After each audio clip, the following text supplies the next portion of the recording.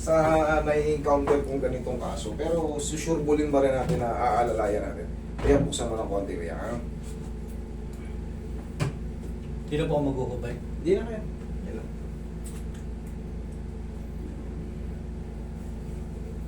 Lalo sa gabi. Yan, yun yung mga pangkaraniwang mararamdaman mo, yung kirot. Ito sobra. Yan dyan. Sa Ayan, yan. Sige. Mamaya wala na yan. Mamaya kaya natin diinan yan. Ngayon kasi, oh. Simple. Simpleng gano'n lang yun, oh. Pero kita mo. Ayan, okay. Ayan, oh. Baka akala nyo kasi didiinan ko ng todo. Ginaganyan ko lang, oh. Diba? Oh. Pero mamaya, tignan mo. Pag na-adjust ko yan, hindi pa siya mapiperfect maangat, pero yung pain na nararanasan niya ngayon, simple touch lang, pero kita nyo naman, halos buka na kayo. Sumasama sa sakit.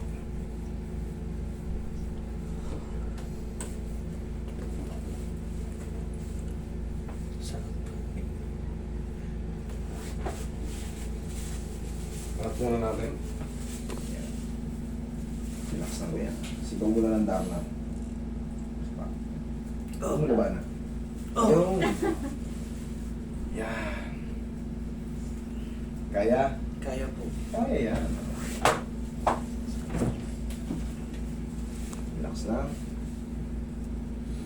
Huwag mo labanan. Okay, tapa nga kuya.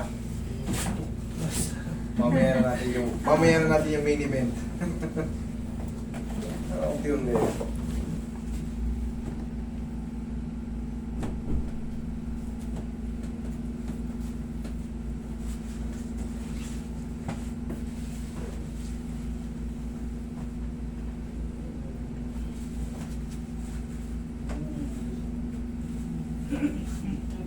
Diyan lang. Yan. Yan ang tamang pagtiyaya. Parang hindi ka mahirapan. Sige, tiyaya. Sige, straight lang tiyaya. Straight lang. Tabihin niyo po yung doon sa taas po yung balak. Ito po. Balakang. Oh, ito po. Sige, lagi sa tiyang kamay. Yan. Mamaya kahit suntukin ko na yan eh. Yari na yan. Inhale. Exhale. Asay. Diyan lang muna. Huwag tatayo. Ay, sarap naman. Kunin ko po. Pero sa tingin ko naman kaya mo yan. Okay, upo ka kaya. Main event. Nakaban. Kakabang. Saya kaya. Ayan. Palambutin ko lang muna yung iba pang nakapalibot.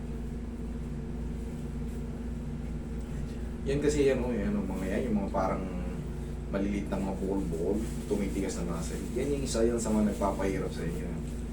Kasi palaging kasunod yan yung mga muscle spasm. So lahat na may mga muscle titigas yan, mag-stiff.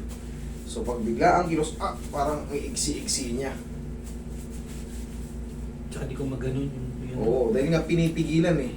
Kumbaga parang siyang hapit.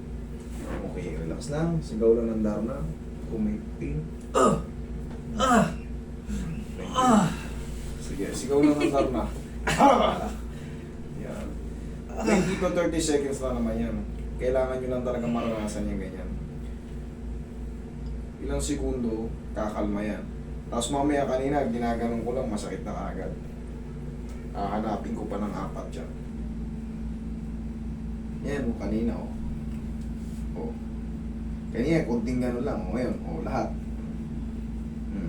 Imposible mang hindi ko mahawakan yung ano na yun, yung masakit na yun dyan. Oh.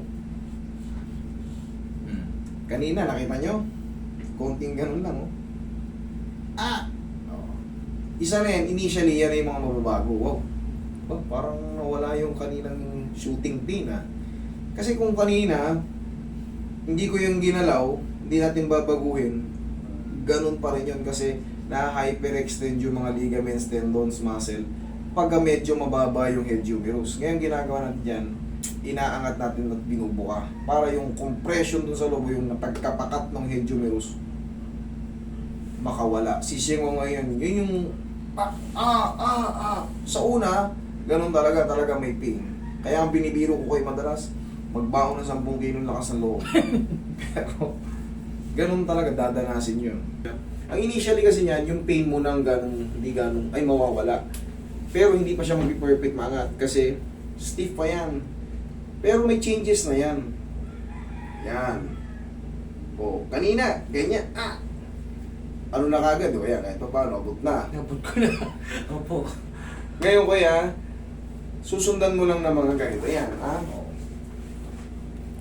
Kung masipag ka, mas madali. Tapos, pag after mo magaganyan-ganyan, hindi mo kailangan ng pag ganun, ha? Ganyan, ha? O, pag nangawit, o, haplos ng pao. Kasi abot mo naman yan. Ganun lang palagi. Nabot ko na. O, abot mo na. Hindi na masakit. Hindi na masakit? Pag ganun, talagang... Kasalanan mo yan, kuya. Pumunta ka rito, eh.